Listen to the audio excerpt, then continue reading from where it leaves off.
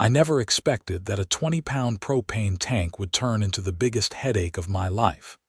But here I was, staring at a bright orange violation notice taped to my front door on a Tuesday morning in Phoenix, Arizona.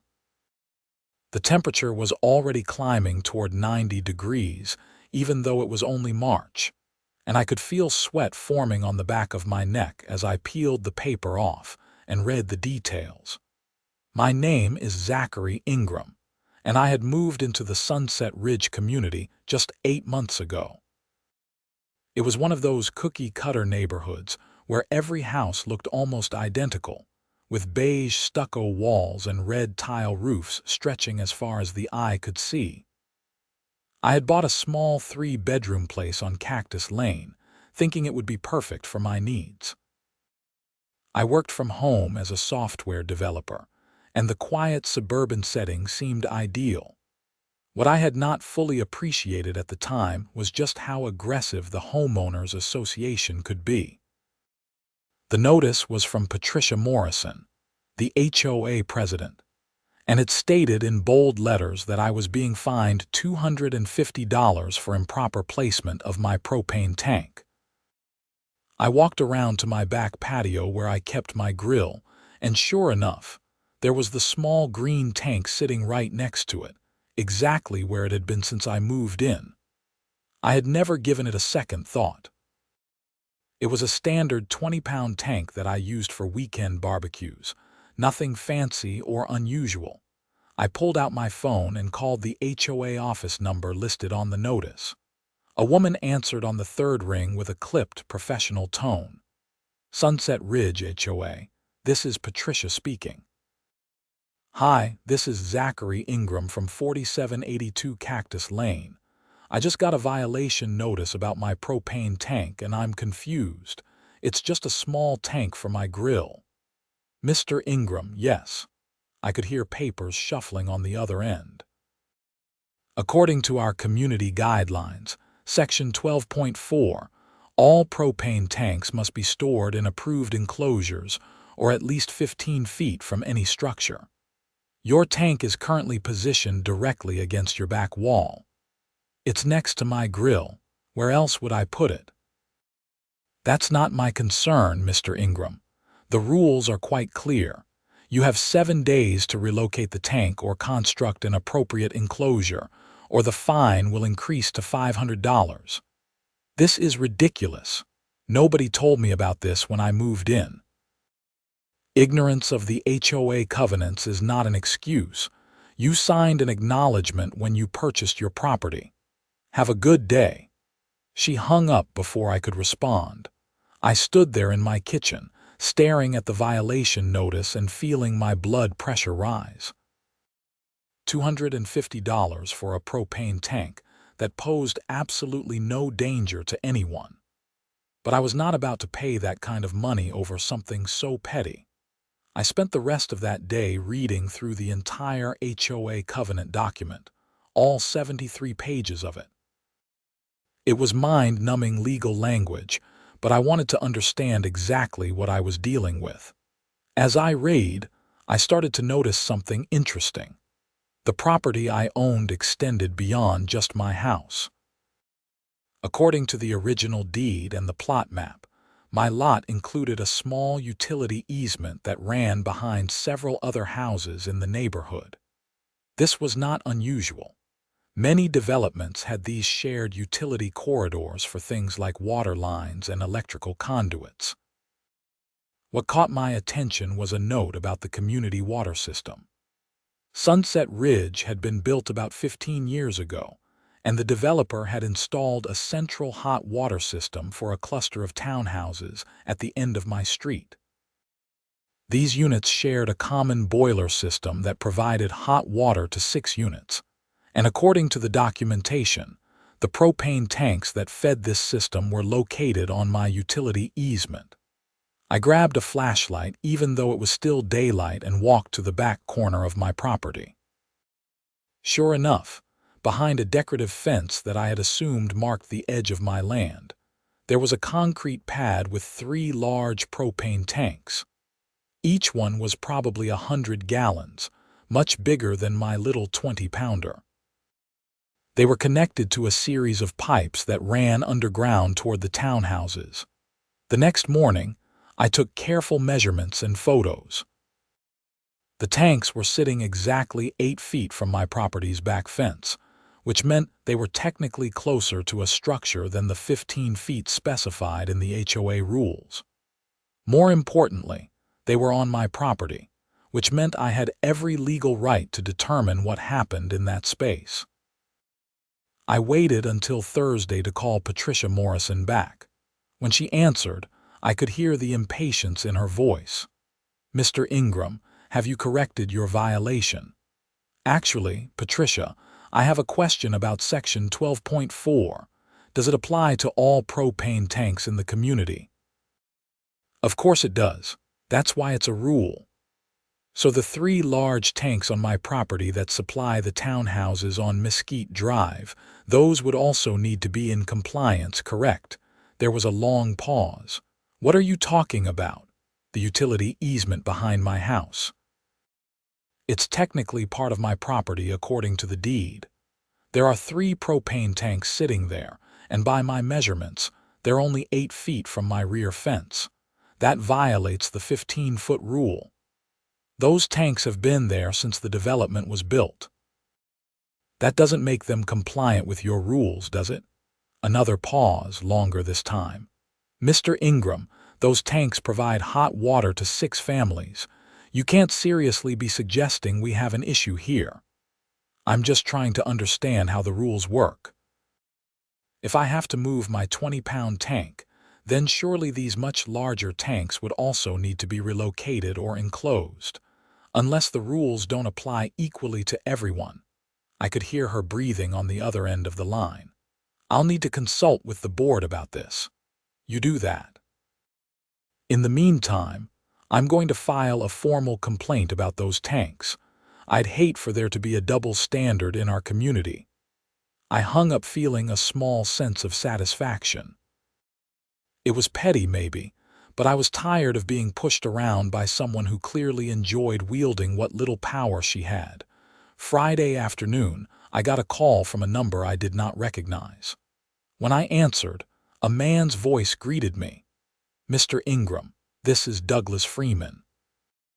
I'm on the HOA board here at Sunset Ridge. Patricia mentioned you had some concerns about our water system." "I have concerns about being fined for something while the HOA itself is violating its own rules."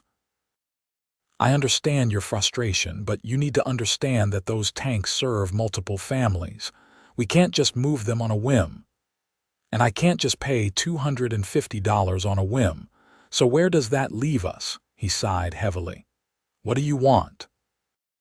"I want my fine waived, and I want a written acknowledgement that my current propane tank placement is acceptable."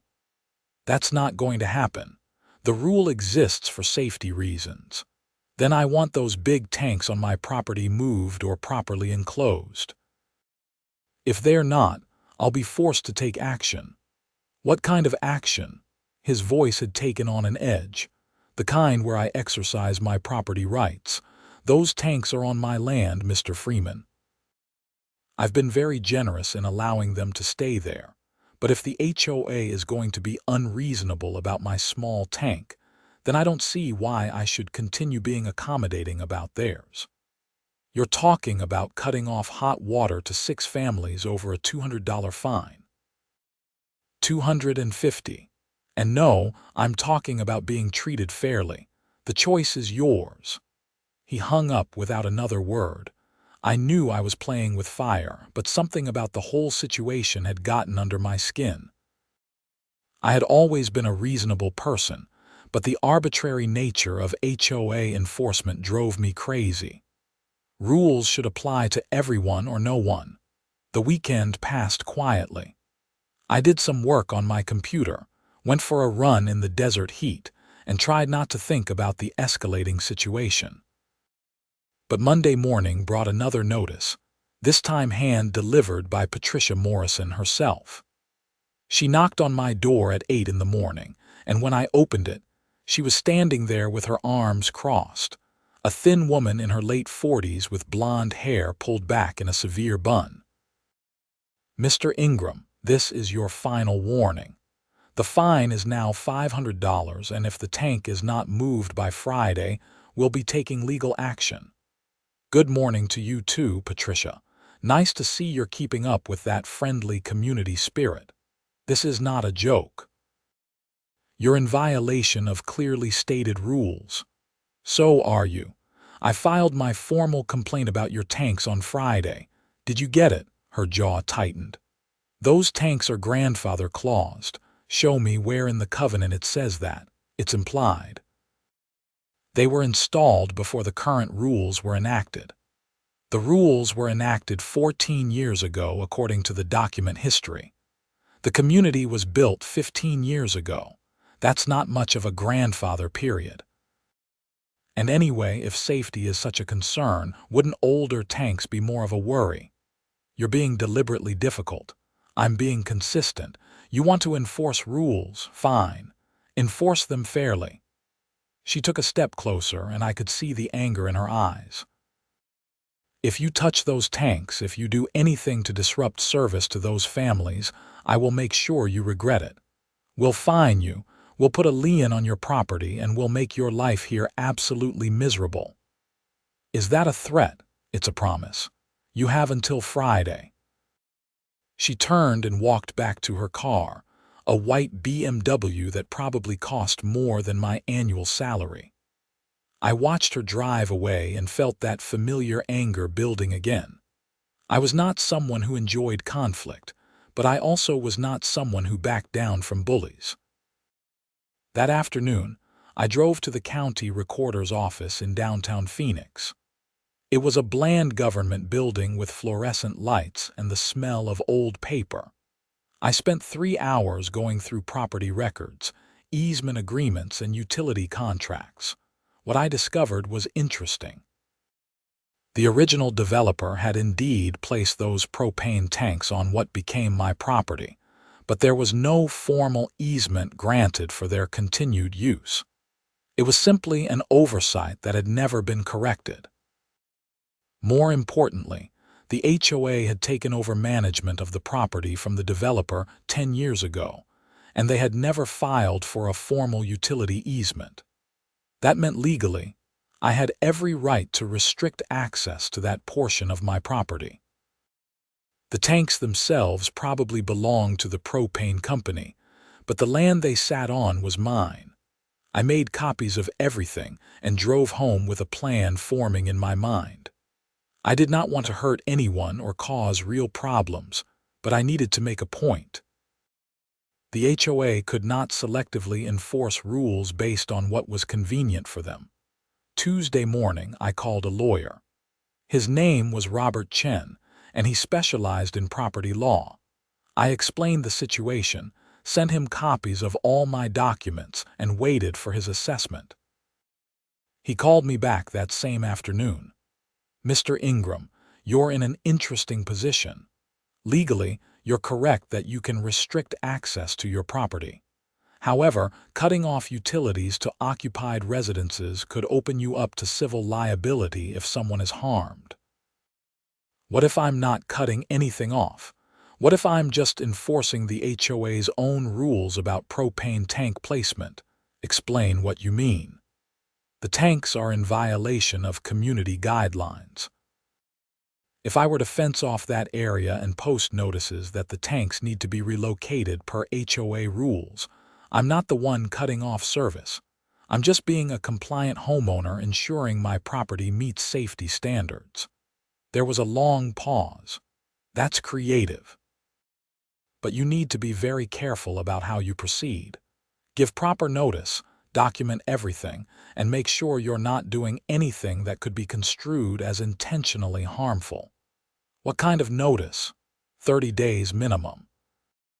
Send certified letters to the HOA, the propane company, and the owners of the townhouses. Explain that you'll be securing your property and that any equipment on your land needs to be removed or proper easements need to be filed. And if they don't do anything, then you have the legal right to fence your property. What happens after that is between them and their service providers. I thanked him and started drafting letters that same evening. I was careful with my language, making it clear that I was simply exercising my property rights and ensuring compliance with HOA safety regulations.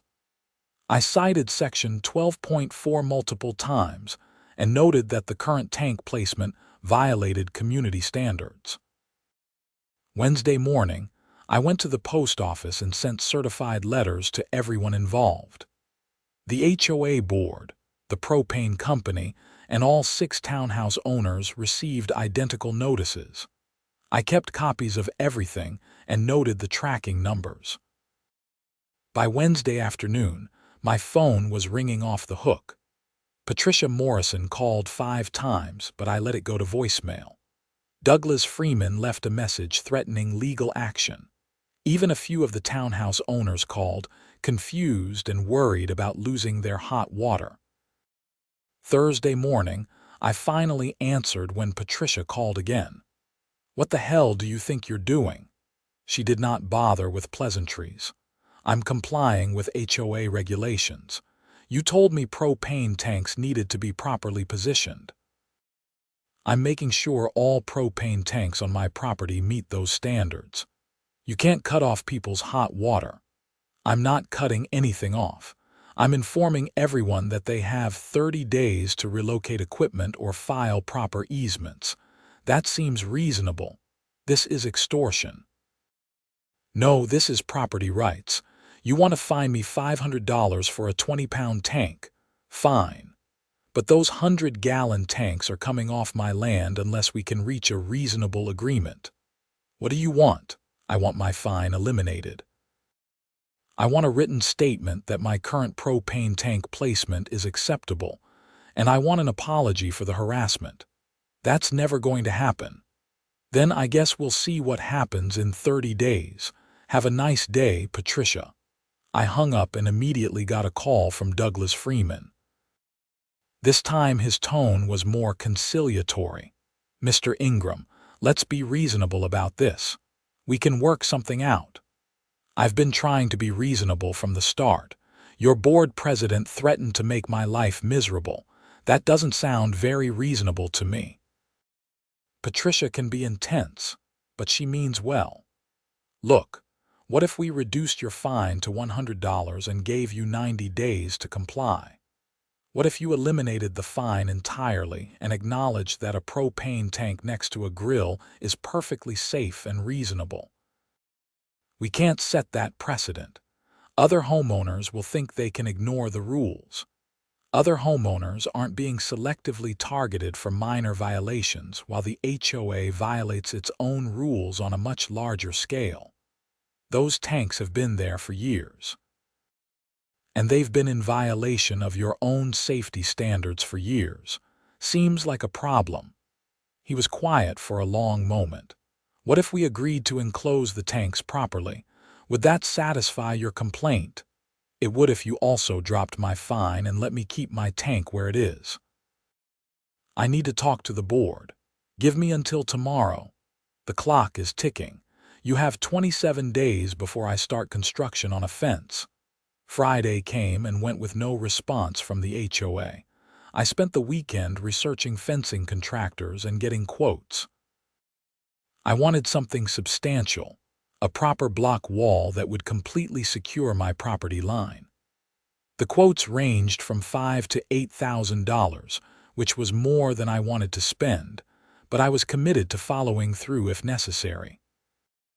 Monday morning brought another certified letter, this time from a law firm representing the HOA. It was full of legal language threatening everything from fines to foreclosure if I proceeded with my plans.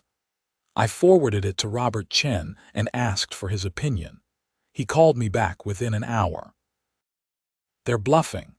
They have no legal standing to prevent you from fencing your own property. The threats about foreclosure are baseless. Keep copies of everything, but don't let them intimidate you. So I should proceed. Give them the full 30 days like you said. If they haven't filed for an easement or relocated the tanks by then, Go ahead with your fence. Just make sure your contractor doesn't damage any of their equipment. Let them handle the removal. The next 2 weeks were tense. I received daily calls from various board members, townhouse owners, and even the propane company. Everyone wanted to negotiate, but nobody wanted to give me what I was asking for. The HOA remained adamant that my tank needed to be moved or enclosed, and I remained adamant that their tanks needed the same treatment. Meanwhile, Patricia Morrison escalated things in petty ways. I got violation notices for my trash cans being visible from the street, even though I had brought them in within hours of collection. I got cited for having a small weed growing in a crack in my driveway. Every minor thing became a fine, each one $250. I documented everything and sent it all to Robert Chen. He assured me that the pattern of harassment would work in my favor if this ever went to court, but it was still frustrating to deal with on a daily basis. 3 weeks into my 30-day notice period, I got a call from one of the townhouse owners, a woman named Susan Martinez. She sounded tired and worried. "Mr. Ingram, I understand you're having a dispute with the HOA, but I have 3 kids. We need hot water. Is there any way we can work this out? I'm not trying to hurt anyone, Susan. I'm just trying to get the HOA to follow their own rules fairly." "I get that, but my family is caught in the middle. Can't you just move your propane tank and end this? Would you pay $500 in fines for something that poses no danger to anyone?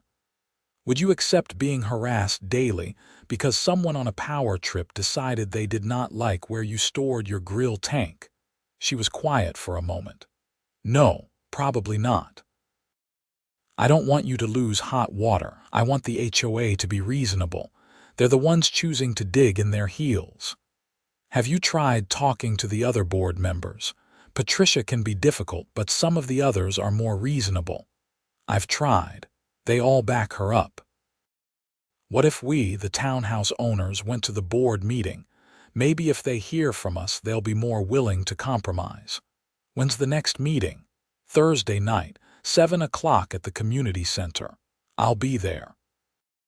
Thursday evening, I walked into the Sunset Ridge Community Center feeling nervous. It was a small building with a meeting room that held maybe 30 people. The board sat at a table in the front, with Patricia Morrison in the center, looking every bit the stern administrator. Douglas Freeman was to her right, and 3 other board members I did not recognize filled out the table. About 20 homeowners were scattered in the folding chairs facing the board. I recognized Susan Martinez and saw several other people I assumed were from the townhouses. I took a seat in the back and waited for the meeting to start. Patricia called the meeting to order and went through the standard agenda items: landscaping reports, budget updates, upcoming community events. It was all very dry until she got to new business. "We have a situation with one of our homeowners that needs to be addressed. Mr. Zachary Ingram has threatened to cut off hot water to 6 families over a minor HOA violation." I stood up. "That's not accurate.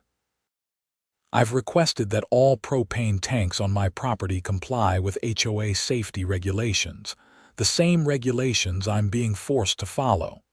"Mr. Ingram, you're out of order. This is not the time for comments." "Actually, it is. You just brought me up as new business. I have a right to respond." Douglas Freeman leaned forward.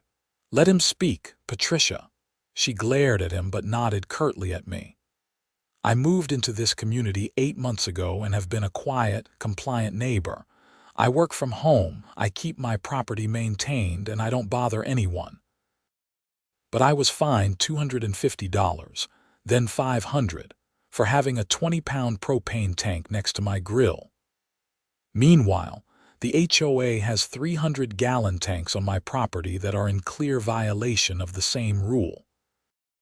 When I pointed out this double standard, I was threatened and harassed with additional frivolous fines. Susan Martinez stood up. I'm one of the townhouse owners who would be affected if Mr. Ingram fences his property. I don't blame him for being upset. The HOA should not be selectively enforcing rules. Another townhouse owner, a man in his 60s, stood as well. I've lived here for 12 years, and Patricia has been power tripping for most of that time. Maybe this is the wake-up call we need about how this board operates. Patricia's face turned red. This is ridiculous. The rules exist for everyone's safety.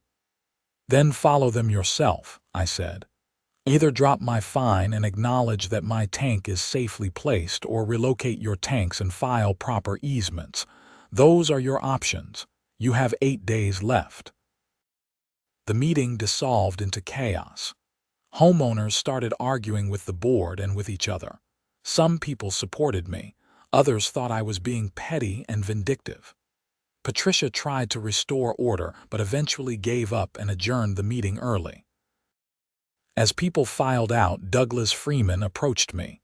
You've made your point. Half the community is talking about this now. What if we agree to a mutual compliance plan? We'll properly enclose our tanks and you do the same with yours. What about my fines? We'll reduce them to $50 total. That's as far as I can go without Patricia losing her mind completely. I thought about it. $50 was still annoying, but it was better than the $750 they were currently claiming. And no more harassment. No more petty violation notices. You have my word. I want it in writing, and I want Patricia to sign it acknowledging that this resolves all current disputes. I'll have something drafted by tomorrow. We shook hands, and I went home feeling like maybe, finally, this was coming to an end. But I should have known better. Saturday morning, I woke up to find my small propane tank missing. I walked out to my back patio, and the space next to my grill was empty. The tank was just gone. I immediately called the non-emergency police line and filed a report for stolen property.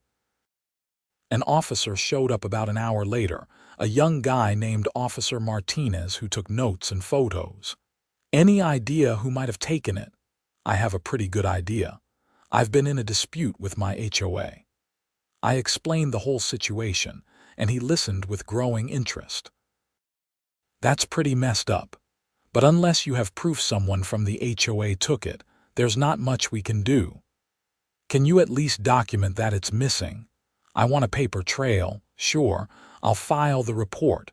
If it shows up or you get any evidence, let us know. After he left, I called Douglas Freeman. My propane tank was stolen last night. What? I don't know anything about that. Really? The same week we're supposed to be signing an agreement, the source of the whole dispute mysteriously disappears. Zachary, I swear the board did not do this. Let me ask around. You do that. In the meantime, the 30-day deadline stands. If those tanks aren't moved or enclosed, I'm putting up a fence. Come on, we had a deal. We had a deal until someone committed theft. Now we're back to square one. I hung up and immediately called a fencing contractor. How fast can you start on that wall we discussed? I could have a crew there Monday morning if you're ready. I'm ready. Let's do it. Sunday afternoon, Patricia Morrison showed up at my door. She looked flustered, not her usual composed self. Mr. Ingram, I heard about your propane tank. I don't know who took it, but it was not anyone from the board. Forgive me if I don't believe you. I'm serious. I may not like you and I may think you're being unreasonable, but I would never steal from a homeowner. That crosses a line. I studied her face, trying to determine if she was telling the truth. She seemed genuinely upset. Look, she continued, what if we start over? I'll admit that maybe I came on too strong with the initial fine. These tanks have been a nightmare for me too. The propane company keeps raising rates, and we've had complaints about the maintenance schedule. If you're willing to work with us, maybe we can find a solution that works for everyone. Why the sudden change of heart? Because half the community is ready to vote me out at the next election. Susan Martinez is organizing a petition. Douglas is barely speaking to me. And honestly, I'm tired of fighting over this. Can we please just find a compromise? I sighed. What are you proposing? We'll split the cost of enclosing all the tanks, yours and ours. Proper safety enclosures that meet code. We'll drop all your fines. And I'll send out a community letter acknowledging that the rules need to be applied consistently. That sounds reasonable. But I want it in writing before I cancel my fence contractor. Done. I'll have Douglas draft something tonight. She left, and I found myself feeling oddly deflated. The anger that had sustained me through weeks of fighting suddenly felt pointless. I did not enjoy conflict. I just wanted to be left alone to live my life. Monday morning, Douglas Freeman emailed me a formal agreement. It outlined everything Patricia had promised, with signatures required from all board members and myself. I read through it carefully, had Robert Chen review it, and then signed it.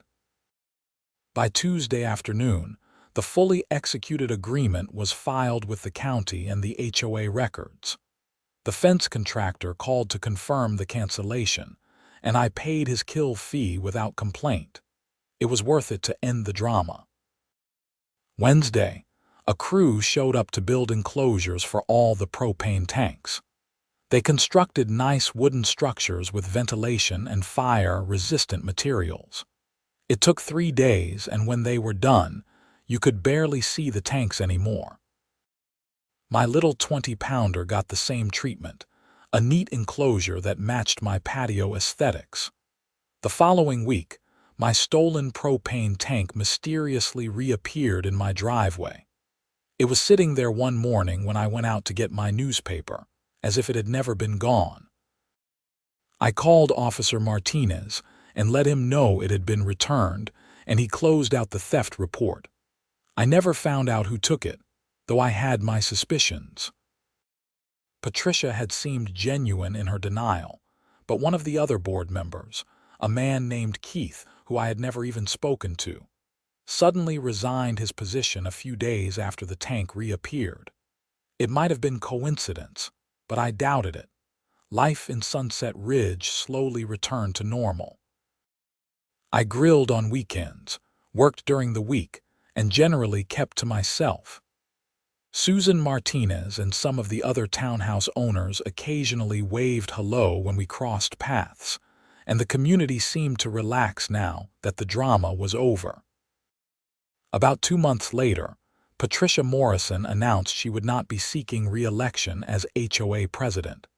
She cited personal reasons, but everyone knew the real story. Susan Martinez ran for the position and won by a landslide.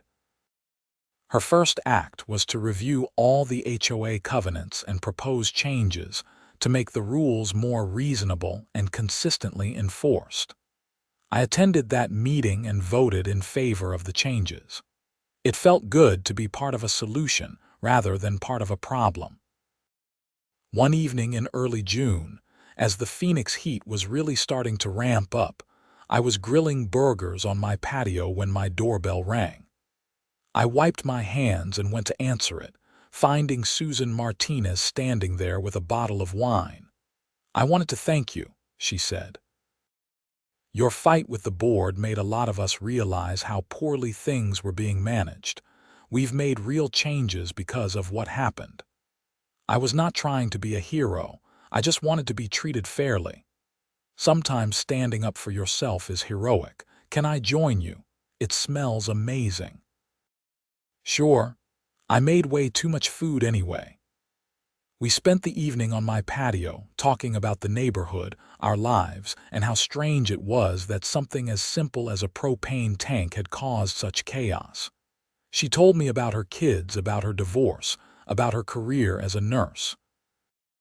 I told her about my work, about growing up in Oregon, about my own divorce years earlier. It was nice. Normal. The kind of interaction neighbors should have without all the drama and conflict. As summer progressed, the new HOA board under Susan's leadership made several positive changes. They reduced unnecessary fines, created a more transparent complaint process, and started actually listening to homeowner concerns. It was not perfect, but it was a massive improvement. I never forgot the lessons from that whole ordeal.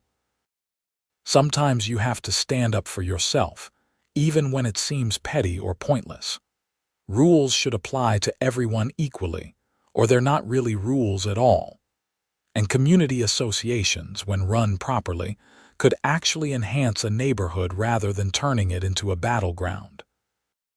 My little propane tank sat in its nice wooden enclosure, connected to my grill, completely harmless, just like it had always been. The larger tanks behind my property hummed along in their new enclosures, providing hot water to 6 families who never should have been caught in the middle of an administrative power struggle. Patricia Morrison moved out of the community about 6 months later. I heard she bought a condo in Scottsdale where she would not have to deal with HOA politics. Part of me felt bad for her. She had clearly enjoyed the power and authority, but she had let it corrupt her judgment. I hope she found peace. As for me, I continued living my quiet life in Sunset Ridge. The neighborhood became genuinely pleasant once people stopped walking on eggshells around an authoritarian board. Block parties started happening. People actually talked to each other. Kids played in the streets without someone immediately calling to complain about noise. It turned out that what the community needed was not stricter enforcement of arbitrary rules, but less enforcement and more common sense. Who knew? I occasionally thought about how close I had come to actually cutting off hot water to those families. It would have been legal, technically justified, but morally questionable. I was glad I had not had to follow through. The threat had been enough to force reasonable people to the negotiating table, and once Patricia was sidelined, those reasonable people had emerged. Robert Chen called me one afternoon in August to check in. "How's life in HOA land?" "Surprisingly good. New leadership makes all the difference." "I'm glad it worked out. You handled it well. A lot of people would have either rolled over immediately or gone nuclear. You found the middle path." "I just wanted fairness." "That's more than a lot of people want. They want to win. You wanted justice. There's a difference." After we hung up, I sat on my patio and looked at my propane tank enclosure. It had cost the HOA about $600 to build, plus another $3,000 for their larger enclosures. My original fine had been $250. If Patricia had just listened to my concerns and worked with me from the start, everyone would have saved money and aggravation. But then, that was not how people like her operated. It was about control and power, not about building community. I was just lucky that enough other people had seen through it and made changes. Fall came to Phoenix, which meant the temperature dropped from unbearable to merely unpleasant. I started grilling more often, enjoying the cooler evenings. Susan Martinez and her kids came over occasionally for dinner. We were becoming genuine friends, and her children loved playing in my backyard. One October evening, as we were cleaning up after a meal, she said something that stuck with me. "You know what the crazy thing is? That propane tank probably saved this neighborhood. If you had not fought back, Patricia would still be running things like a dictator." Sometimes the smallest things become catalysts for real change. She was right. A 20-pound propane tank, the kind you could buy at any hardware store for $40, had transformed an entire community.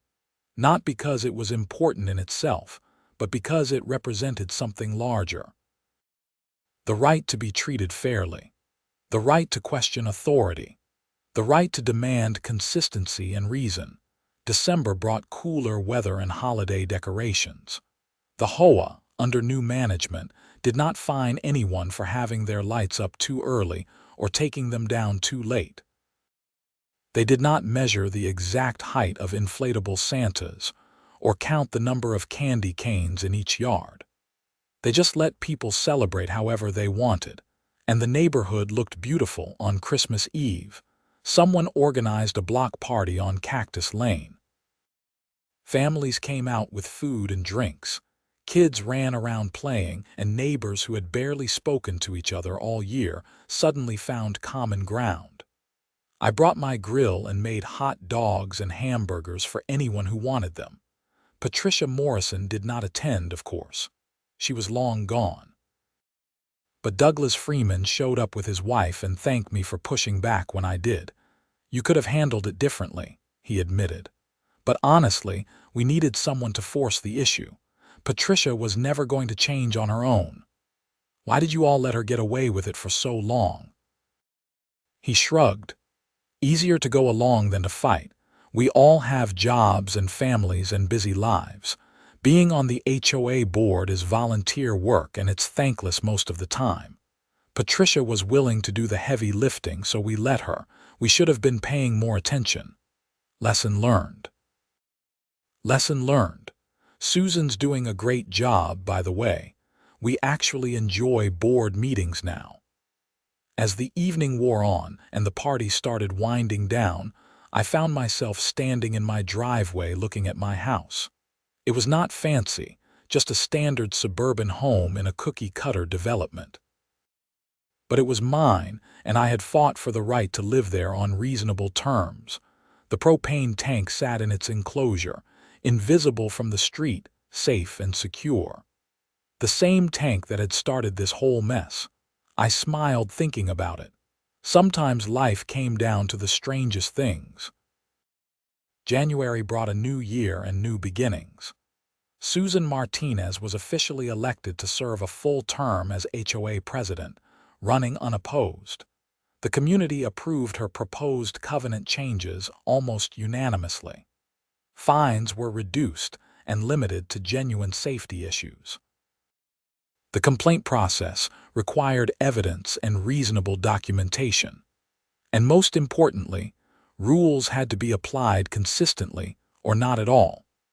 I framed the original violation notice that Patricia had left on my door and hung it in my home office as a reminder. Not a reminder of the conflict, but a reminder that standing up for what is right matters, even when it is difficult or uncomfortable. My parents visited from Oregon in February and asked about the whole situation. I told them the story over dinner at my dining room table, and my father laughed when I got to the part about threatening to cut off the hot water. "That's pretty clever. Did you really think they would let it get that far?" I was prepared to follow through if necessary. But I'm glad they saw sense before it came to that. My mother shook her head. "HOAs always sound like a nightmare. I'm glad we never had to deal with one. They're not all bad. With good leadership, they can actually be helpful. It's just when small-minded people get power that things go wrong." As winter turned to spring and the Phoenix heat started building again, I reflected on everything that had happened over the past year. I had moved to Sunset Ridge looking for a quiet place to work and live. I had found that eventually, but only after fighting for it. The propane tank sat in its enclosure, still connected to my grill, still completely harmless.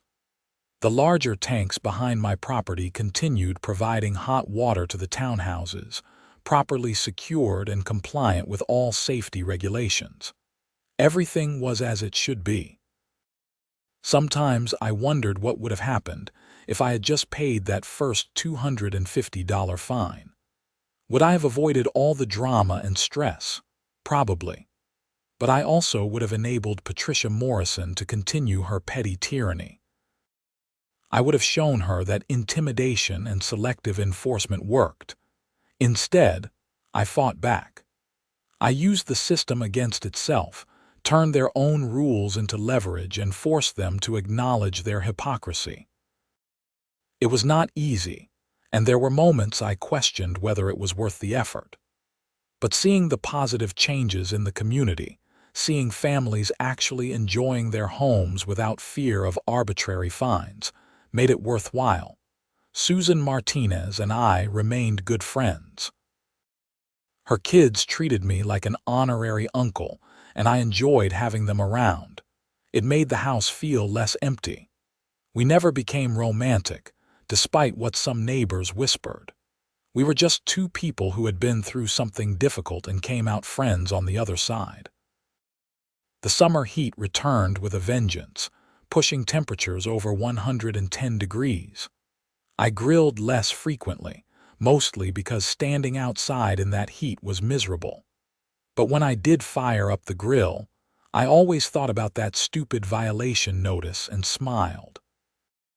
Life in Sunset Ridge had become exactly what I had hoped for when I first moved in. A quiet community with reasonable rules and good neighbors. It had taken a fight to get there, but that made it even more valuable. We had all learned something about the importance of fairness and the danger of unchecked authority. My little propane tank, the catalyst for everything, sat silently in its wooden enclosure. Just a simple piece of equipment that nobody would even notice now. But for one brief period, it had been the most important thing in the neighborhood. It represented principle over convenience, justice over compliance, and the willingness to stand up even when standing up was hard. And that, more than anything else, was why I never regretted the fight. Some things are worth fighting for, even if they seem small or petty to outside observers.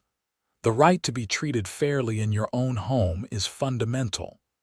The right to question authority and demand consistency is essential. And the right to live without harassment or intimidation is non-negotiable. As I sat on my patio one warm evening in July, nearly a full year since the whole saga began, I raised a glass to that little propane tank. It had taught me more about community, principle, and standing up for what was right than I ever expected to learn from a piece of barbecue equipment. The Sunset Ridge I lived in now was better than the one I had moved into. Not perfect, but better. And that improvement had started with one person refusing to accept unfair treatment. It had grown as others found the courage to speak up too. And it had resulted in real, lasting change that made everyone's lives better. My propane tank sat in its enclosure, doing exactly what it was supposed to do, providing fuel for weekend barbecues, contributing nothing to any conversation or controversy, just being what it was meant to be. And really, that was all I had ever wanted, to be left alone to live my life, grill my burgers, and enjoy my home without unreasonable interference. It should not have required a fight, but it did. And now that the fight was over, the peace was that much sweeter.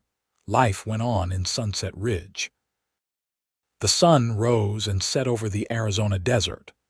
People went to work, came home, raised their families, and lived their lives. The HOA managed the community with a light touch and common sense. And somewhere in a back patio on Cactus Lane, a small green propane tank sat quietly in its wooden enclosure, the unlikely hero of a neighborhood revolution.